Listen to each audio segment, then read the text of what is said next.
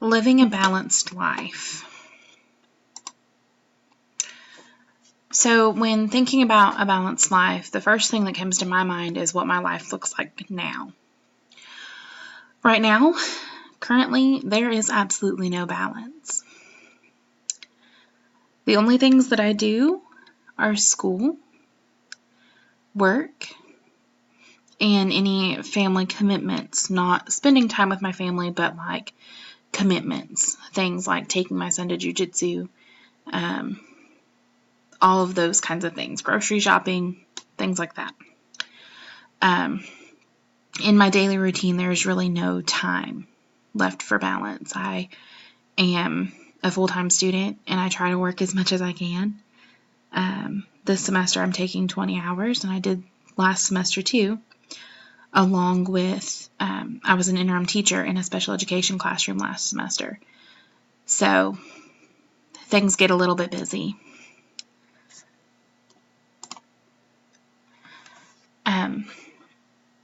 Can life really be balanced?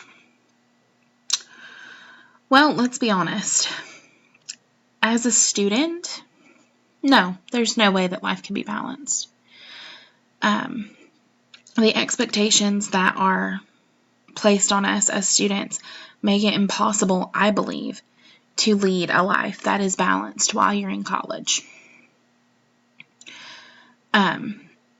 In order to have any amount of balance during this time, I think that we really have to make a choice to have boundaries in our life.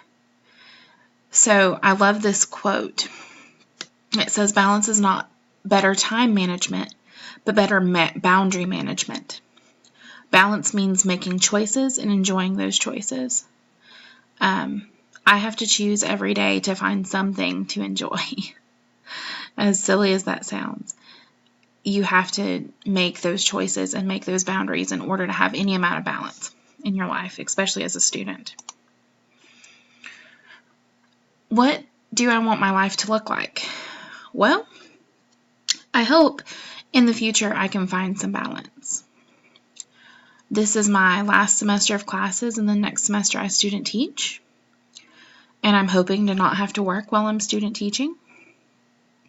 So with that, I hope that I can regain some balance that I've not had in the past 4.5 years since I started school. My son is 8 years old, and he needs a balanced mom. I think in order to be the best mom and wife and teacher that I can possibly be, I have to remember to take time to take care of myself. So in this picture, I found it very interesting that it talked about caring for others starts with caring for ourselves. I have always been that kind of person that wanted to take care of other people, but I often forget that I have to take care of myself in order to be there to take care of those people. And that's why I really love that quote. So, what now?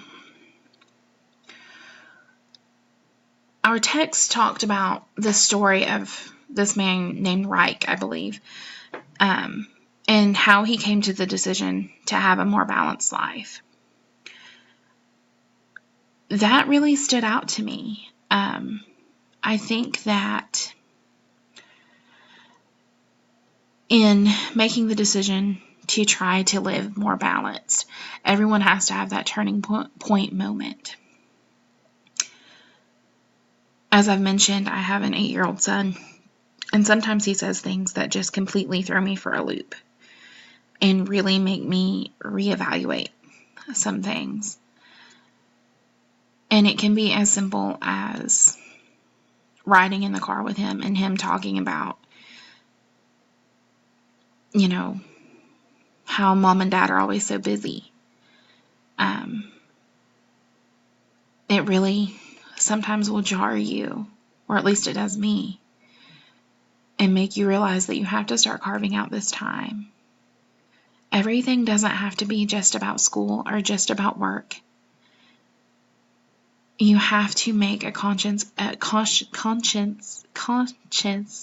effort to really carve out time for the important things, whether that is making sure that you make time to talk to your kid about the video games that they love or the silly Dogman books that he has started to read, or if it's taking and carving out that time for yourself to just relax and unwind. And so with that, I really liked this picture, the balanced life of a teacher candidate, right here. As someone who's getting ready to go into student teaching, and I already work in a school, this really spoke volumes.